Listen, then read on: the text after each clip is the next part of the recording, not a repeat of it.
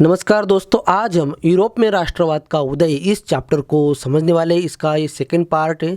First part में हमने French क्रांति, फ्रेंच रिवॉल्यूशन कैसे हुई इसके बारे में चर्चा की है और राष्ट्रवाद क्या होता है इसके बारे में भी चर्चा की है। तो आपने यदि हमारा वो वीडियो देखा नहीं तो आप एक बार देख लीजिए, प्लेलिस्ट में जाइए, प्लेलिस्ट का यूज़ कीजिए, उसमें देख लीजिए। The rise of nationalism in Europe, इस चैप्टर को हम सेकंड पार्ट में समझने वाले हैं। बहुत ही आसान तरीके से समझने वाले हैं। तो सबसे पहले जब हम चर्चा करते हैं the making of nationalism in Europe, Europe में राष्ट्रवाद का निर्माण कैसे हुआ, कैसे राष्ट्रवाद शुरुआत हुई, राष्ट्रवाद की शुरुआत कैसी हुई, उससे पहले हमें राष्ट्रवाद क्या है उसके बारे में जानना जरूरी है। तो राष्ट्रवाद के बारे में हमने फर्स्ट पार्ट में चर्चा की। फिर भी एक आसान भाषा में राष्ट्रवाद मतलब जाति, संस्कृति से परे, मतलब हम जहाँ रहते हैं, जिस एरिया में रहते हैं, वहाँ के लोगों का क्या वर्ण है, क्या समाज है, कौन सी संस्कृति, इसके बारे में विचार न करके एक आज़ादी, एक विचार जो हमें एक दूसरे के साथ जोड़ता है, ऐसी एक भावना जो हमें एक दूसरे के साथ जोड़ती है, उसे ही राष्ट्रवाद कहते हैं और उसके लिए लड़ना। मगर ये जो राष्ट्रवाद है, ऐसी जो भावना एक निर्माण हुई यूरोप में, वो क्यों हुई, कैसे हुई, उसके बारे में आज हमें जानना है, समझना है बहुत ही आसान तरीके से। मगर उससे पहले हमें मिड 18th सेंचुरी में जाना पड़ेगा। वहाँ थोड़ा सा हमें देखना पड़ेगा। मध्य 18वीं सदी मतलब 1750 में, 1750 के अराउंड यदि आप नक्शा देखोगे, मैप देखोगे, तो आपको पता चलेगा कि उस समय ना ही कोई ऐसा देश था, जर्मनी, इटली और स्विट्ज़रलैंड, ऐसा कोई देश, उसका अस्तित्व था ही नहीं। तो फिर उस समय क्या था, क्योंकि तभी हमें राष्ट्रवाद क्यों हुआ उसके बारे में समझ में आने वाला है।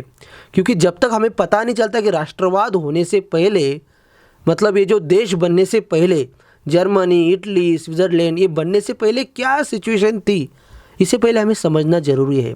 इसलिए हम 1750 के आसपास चर्चा कर रहे हैं फिलहाल। तो सबसे पहले 1715 मतलब मध्य 18वीं सदी में क्या था कि राजेशाही थी, किंगडम्स, मतलब एक राजा, फिर उसका बेटा, फिर उसका पोता, बस वही राजशाही मतलब वही राज्य करेंगे और उनका जो अधिकार है वो उसका पूरे इस्तेमाल करेंगे। ना उन्हें किसी का डर है, ना उनकी ओर कोई उंगली उठा सकता है, क्योंकि जो उठाएगा वो मरेगा, उसका कोई हक ही नहीं है। तो इस तरह से तो आप सोचिए राष्ट्रवाद क्यों हुआ। राष्ट्रवाद मतलब एक भावना है, एक विचार है जो लोगों को एक दूसरे से जोड़ती है और हुकुमशाही के विरोध में लड़ने की एक प्रेरणा उससे राष्ट्रवाद से मिलती है। तो राष्ट्रवाद कैसे शुरू हुआ, तो उस समय राष्ट्रवाद होने से पहले राजशाही थी, किंगडम्स, डचियों का कुछ एरिया था, कैंटोनों का कुछ एरिया था, जिन्होंने मतलब एक टेरिटरी जो हिस्सा है उस पर ये राज्य करते थे, लोगों पर हुकूमत जमाते थे। तो इस तरह से ये सब चल रहा था। और पूर्वी और मध्य यूरोप में, मतलब ईस्टर्न एंड सेंट्रल यूरोप में भी निरंकुश राजाओं का राज्य था। निरंकुश मतलब जिसकी चर्चा हमने फर्स्ट पार्ट में की है कि जिस पर किसी का कंट्रोल ही नहीं है, ऐसी सरकार कि जो खुद ही सब कुछ है, भगवान वही है, सब कुछ वही है, मतलब उन्होंने कोई गलती की तो भी उसे कोई पनिशमेंट नहीं, ना ही उसे कोई रोकने वाला है, ऐसे राजाओं का राज्य था। अभी ऐसे राजाओं का राज्य जब रहेगा तो वहाँ की प्रजा कैसे सुखी रहेगी, बिल्कुल भी नहीं, सुखी हो ही नहीं सकती है। तो अलग अलग समुदाय, और फिर वहाँ के जो अभी जो राजा लोग क्या करते थे, बस युद्ध ही करना है और अलग अलग जो राज्य है उन्हें कब्जे में लाना है और फिर उन पर राज्य करना है, बस यही उनका काम था। और उसमें अलग अलग समुदाय के लोग रहते थे, अलग अलग भाषाएं बोली जाती थी, विभिन्न जातियाँ थी, अलग अलग जातियाँ थी। और इससे क्या होता था, ना ही उस राजा के प्रति इनका कोई लगाव था, ना ही राजा का इनके प्रति कोई लगाव, मतलब दोनों एक दूसरे से अलग। बस वो राज्य कर रहा है किस लिए, बस उसकी मौज मस्ती पूरी करने के लिए, और उसमें सज़ा आम लोगों को मिलती थी। फिर इससे कैसे वो समाधानी हो गए। ऐसा एक हैब्सबर्ग साम्राज्य, हैब्सबर्ग एम्पायर, उसका भी ऐसा ही राज्य था यूरोप में। ऑस्ट्रिया हंगरी, इसमें उसका शासन था, और फिर वो हुकूमत तो कर ही रहा था सेम। हर राजा का जो एक सत्ता राजा था, एक सत्ता जिसके मतलब पूरी सत्ता जिसके हाथ में थी, उसका काम मतलब प्रजा की सेवा करना ये था ही नहीं। खुद की सेवा कैसी हो, खुद खुश कैसे रहे, बस यही था। लोग परेशान। अभी ये जो हैब्सबर्ग जो साम्राज्य था वो कहाँ का था, बोहेमिया था, ऑस्ट्रिया में था, टिरोल में, हंगरी में, ऐसे बहुत सारे प्रदेश उसने काबिज किए थे। यहाँ उसका राज्य चलता था और यहाँ हर तरह के लोगों की भाषा, जाति सब अलग अलग थी। यदि हम भाषा की बात करेंगे, लॉम्बार्डी और वेनेशिया में इतालवी भाषा बोली जाती थी। हंगरी के आधे लोग मैगर भाषा बोलते थे और बाकी अपने अपने समुदाय की भाषा। और फिर इतना सारा मतलब इतनी सारी विभिन्नता होने के बावजूद वहाँ एकता संभव ही नहीं है, क्योंकि सब अपने अपने अलग अलग संस्कृति के थे, अलग अलग समुदाय के थे।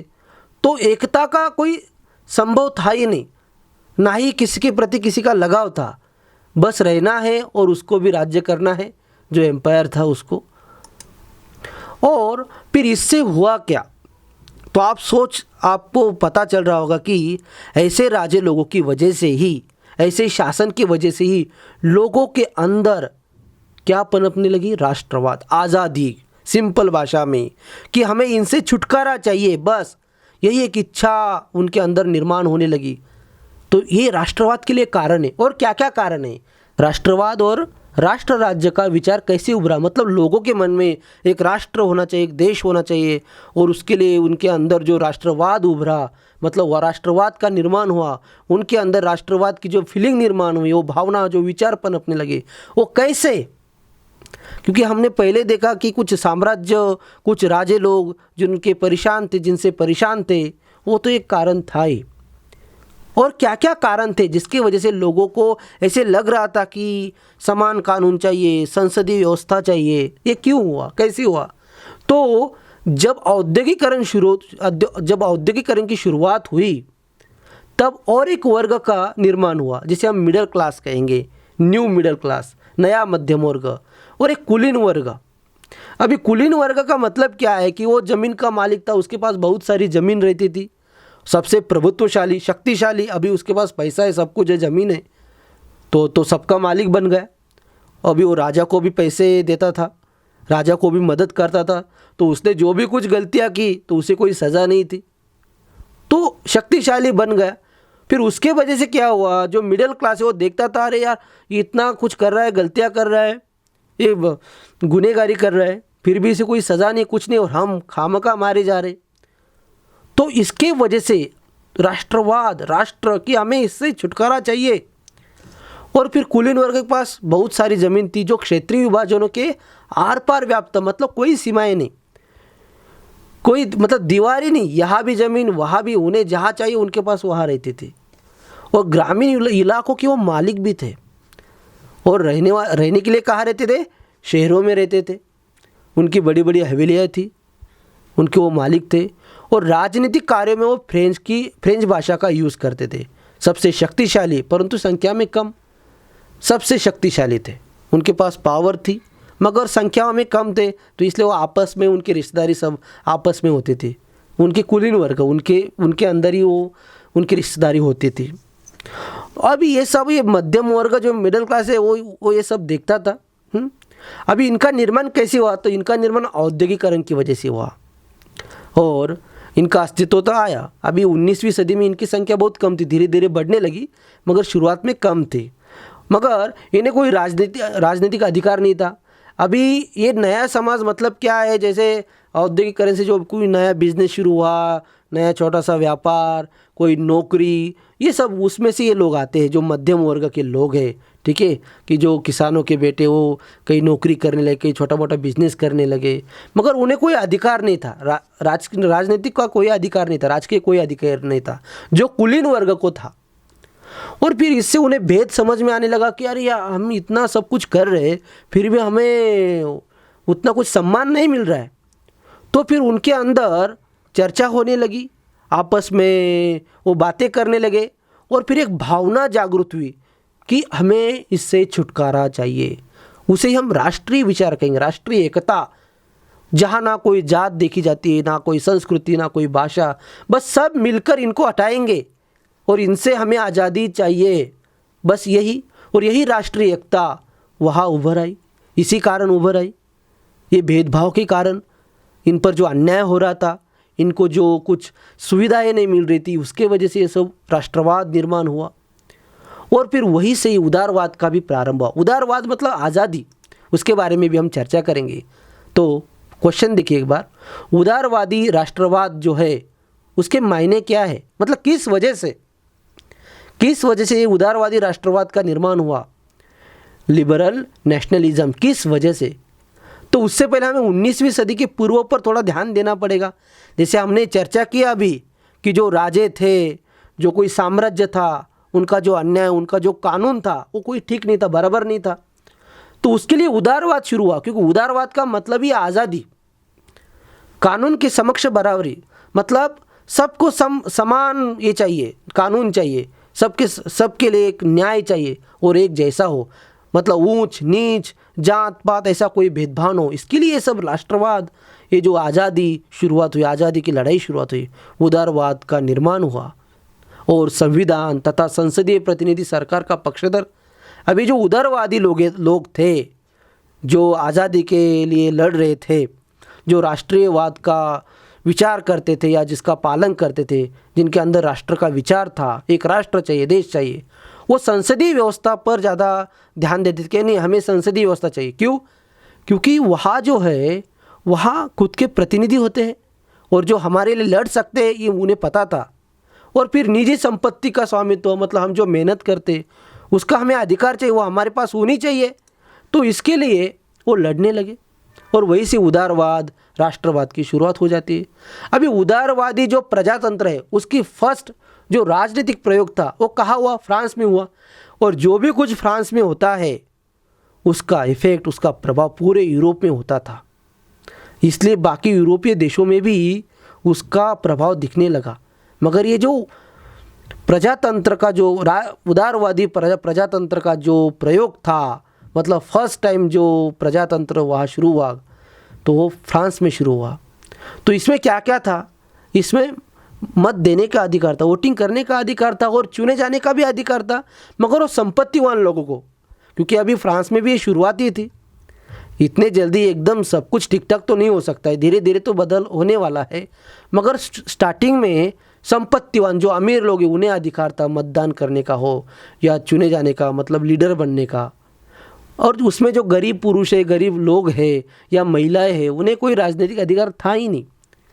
मगर जब जैकोबिन का शासनकाल आया, उसका भी एक बहुत ही लंबा शासनकाल रहा है फ्रांस में, उसने जो वयस्क जो बूढ़े लोग हैं उन्हें अधिकार दिया।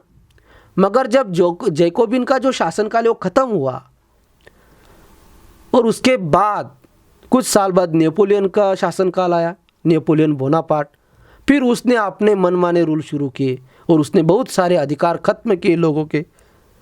और फिर वही लड़ाई, वही आंदोलन शुरू होने लगा 1920 सदी में, मतलब 19वीं सदी और 20वीं सदी के पहले शुरुआत में महिला और जो गरीब पुरुष थे उन्होंने आंदोलन शुरू किए, अधिकारों के लिए आंदोलन शुरू किए और लड़ते ही रहे। और फिर हमें इस बात पर भी ध्यान देना जरूरी है कि इस 19वीं सदी की शुरुआत में क्या क्या दिक्कतें थी, उसमें जो आर्थिक परेशानी थी, मतलब जो बिजनेस करते थे उनकी जो परेशानी थी वो कौन कौन सी थी, उसके बारे में भी हमें चर्चा करनी जरूरी है। क्योंकि तभी हमें पता चलेगा कि राष्ट्रवाद क्यों उभरा, क्यों इतने तेज़ी से लोगों तक पहुंचा और इतना आंदोलन बड़ा, मतलब बड़े पैमाने पर यह आंदोलन शुरू हुआ। उसका कारण क्या है? बहुत सारी चीज़ें। अन्याय तो था, मगर जो व्यापारी वर्ग जो परेशान था उसके बारे में भी हमें चर्चा करनी चाहिए, क्योंकि आर्थिक परेशानी व्यापारी वर्ग को ही होती थी ज़्यादातर। तो उसके बारे में थोड़ी सी हम चर्चा करेंगे। तो 1833, जो हम 19वीं सदी की शुरुआत की बात कर रहे हैं, 1833, तो अभी नेपोलियन बोनापार्ट का जो काल है वो 1815 में उसका समाप्त हो गया, उसे हरा दिया गया। उसके बारे में चर्चा करेंगे हम कि उसे किसने हराया है, कौन से देशों ने उसे हराया है। मगर उसका काल जो था वो 1815 का था, 1815 तक था उसका काल। तो जब उसका काल था तब उसने क्या किया था? तो उसने 39 राज्यों को संगठित किया था। 30 मतलब युद्ध करना है, जीतना है और संगठित करना है, बस वो उस पर राज्य करना है। मगर उसमें जो मुद्रा और नापतोल प्रणाली थी वो भी कुछ इतनी ठीक नहीं थी।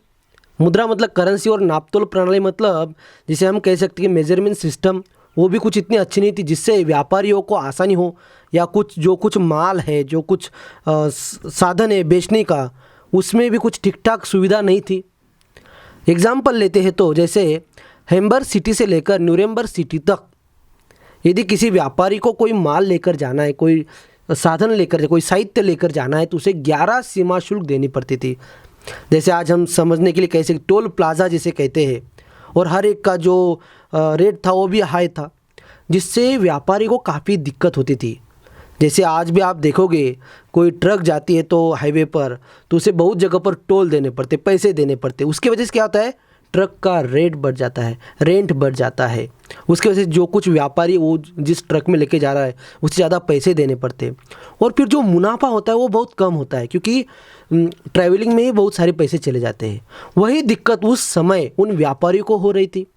उसमें भी जो नापतोल प्रणाली थी वो भी कुछ इतनी ठीक नहीं थी। जैसे कपड़े नापने का जो साधन था वह एले था, और इसमें भी कुछ इतना ठीक ठाक नहीं था। मतलब हर जगह पर उसका मेजरमेंट जो है उस साइज़ कम ज़्यादा होती रहती थी, तो उससे भी जो व्यापारी वर्ग था उसे भी हिसाब करने में बहुत परेशानी होती थी। तो इससे भी काफ़ी आर्थिक परेशानी से लोग जूझ रहे थे और परेशान थे। और फिर उसके बाद 1834 में शुल्क संघ स्थापित हुआ, कस्टम्स यूनियन। इसका काम था कि ट्रेड पर कंट्रोल करना, जिससे व्यापारियों को काफ़ी राहत मिलने वाली थी, जिसे हम जॉलवेराइन भी कहते हैं। उसमें सबसे इम्पोर्टेंट काम था कि सीमा शुल्क समाप्त करना। जो कुछ बाउंड्री पर जो कुछ पैसे देने पड़ते थे हर एक व्यापारी को, या जो भी कोई माल लेकर जा रहा है उसे वो समाप्त करना, ख़त्म करना। और मुद्राओं की संख्या 2 कर दी। मतलब जो कुछ करेंसी थी पहले 30 से ज़्यादा थी तो 2 पर ला कर रख दी, जिससे क्या हुआ, मतलब हिसाब करने में आसानी होने लगी। और फिर रेलवे के जाल की वजह से आर्थिक गति मिली, व्यापार में वृद्धि होने लगी। और फिर लोगों में जो संकीर्ण भावना थी, मतलब जात पात, वो कम होकर उससे परे, उससे आगे वो निकलने लगे। उसे ही हम राष्ट्रीय एकीकरण की बात कह सकते हैं। उसमें मजबूती मिलने लगी, क्योंकि व्यापार में वृद्धि, एक दूसरे के साथ संपर्क आने लगा, उसकी वजह से राष्ट्रीय एकीकरण और बढ़ने लगा। अभी हम थोड़ा और पीछे जाने वाले हैं। जैसे नेपोलियन जो बोनापार्ट है उसके बाद की हम बात करने वाले। उसका जो कार्यकाल है वो 1815 में ख़त्म हो जाता है, उसको हराया जाता है। ठीक है, उसे क्यों हराया उसके बाद में भी चर्चा करने वाले हम। मगर 1815 के बाद एक नया रूढ़िवाद शुरू होता है, कंजर्वेटिज्म। ठीक है, तो अभी ये रूढ़िवाद का मतलब क्या है? रूढ़िवाद मतलब जैसे कोई राजा है तो राजा यही चाहेगा कि मेरा बेटा ही बाद में राज्य करे। जैसे आप भारत में भी देख सकते हो, कोई जो पार्टी होती है और जिसने पार्टी निर्माण की बनाई, वो यही सोचता है कि बाद में मेरे जाने के बाद मेरा बेटा ही वो करे, इस भारत पर मेरा ही बेटा राज करे, वही पंत प्रधान बने। ठीक है, मतलब ये सोच रखने वाले रूढ़िवादी लोग। ठीक है, मतलब अभी जैसे हिंदी में यहाँ दिया, एक बार पढ़ लेते हैं उसे भी। ऐसा राजनीतिक दर्शन जो परंपरा स्थापित संस्थानों और रिवाजों पर जोर देता है और तेज बदलाव की बजाय क्रमिक और धीरे धीरे विकास को प्राथमिकता देता है। परंपरा स्थापित संस्थान, चर्च, ऊंच नीच समाज, राजतंत्र, ये शब्द यहाँ इंपॉर्टेंट है। रूढ़िवाद में राजतंत्र मतलब एक राजा ही सब पर, मतलब ऐसा एक व्यक्ति, वो ऐसी मतलब ऐसी सरकार जिसमें एक व्यक्ति के हाथ में पूरा देश है।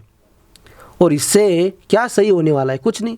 जिसमें ऊंच नीच भेदभाव है, वहाँ समाज बिखरे हुए हैं, जहाँ जो सामाजिक संस्था है या परंपरागत संस्था है उन पर ज़्यादा जोर दिया जाता है, उन पर ज़्यादा भर दी जाती है। और फिर जो कुछ बदलाव होते हैं वो धीरे धीरे, अभी एक राजा है वो क्या बदलाव करने वाला, क्या विकास करने वाला है? कुछ नहीं। क्या डेवलपमेंट करेगा? कुछ नहीं। बस वो अपने मौज मस्ती में उसे रहना पसंद करेगा।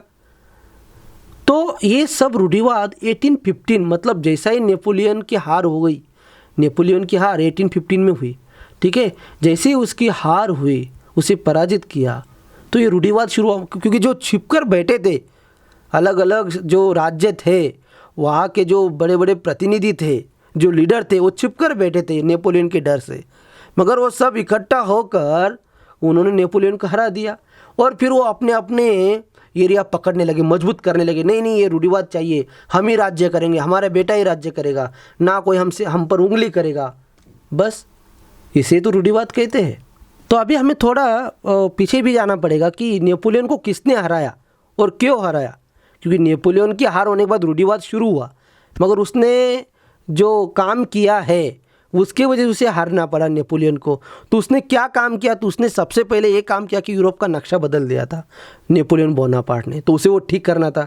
तो उसके लिए ब्रिटेन, रूस, प्रशा, ऑस्ट्रिया, ये जो स्टेट्स थे ये एकत्रित आ गए, इकट्ठा हो गए। इन सब ने मिलकर, इनके प्रतिनिधियों ने मिलकर नेपोलियन को हरा दिया। और फिर सबसे पहले उन्होंने ये काम किया कि उस नक्शे को, यूरोप के नक्शे को ठीक करना, मतलब अपना अपना स्थान, ब्रिटेन का स्थान, रूस का स्थान, प्रशा का स्थान, ऑस्ट्रिया का स्थान, सब अपने अपने जगह पर उन्होंने लाकर रखने के लिए ये वियना संधि की, ट्रीटी ऑफ वियना। इसका जो मेन जो संचालक था तो ड्यूक मेटरनिक, एक्चुअली ऑस्ट्रिया का था, ठीक है। और ये ऑस्ट्रिया की राजधानी वियना है और वहाँ ये संधि हुई, इसलिए उसे वियना संधि नाम से जाना जाता है। तो इसमें इसका जो मुख्य काम क्या था, नेपोलियन बोनापार्ट ने अपनी विजयों के द्वारा यूरोप के मानचित्र में जो परिवर्तन किए थे उसका पुनर्निर्माण करने के लिए ऑस्ट्रिया की राजधानी वियना में यूरोप के प्रमुख, मतलब उनके जो प्रमुख, जो यूरोप के जो प्रमुख, जो मेन लीडर है, वो सब एकत्रित आए और उन्होंने ये संधि की, समझौता किया और फिर ये उन्होंने काम अपना शुरू किया। तो उन्होंने काम कैसे शुरू किया, ठीक है।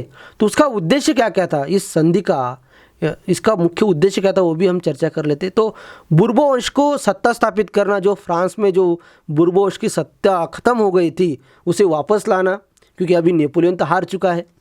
और फिर फ्रांस की सीमाओं पर राज्य स्थापित करना, जो फ्रांस था, अभी आप देख रहे होंगे यहाँ नक्शा है, ठीक है। तो इसकी सीमाएं, क्योंकि ये फ्रांस जो था ये बढ़ता ही जा रहा था। फिर ये जो लोग थे, ये जो ब्रिटेन, रूस, इनके प्रशा, इनके जो प्रतिनिधि थे, उन्होंने क्या किया, इस पर कंट्रोल लाने के लिए, इन पर कंट्रोल लाने के लिए उन्होंने क्या किया, हर जगह पर उन्होंने कुछ राज्य स्थापित किए जिसकी वजह से वो आगे ना बढ़ पाए। फ्रांस के सीमाओं पर राज्य स्थापित करना, तो राज्य स्थापित क्यों किए, क्योंकि इस फ्रांस को बढ़ने, मतलब बड़ा होने का कोई चांस नहीं, हाथ पैर फैलाने के लिए इसे कोई चांस ही नहीं देना है।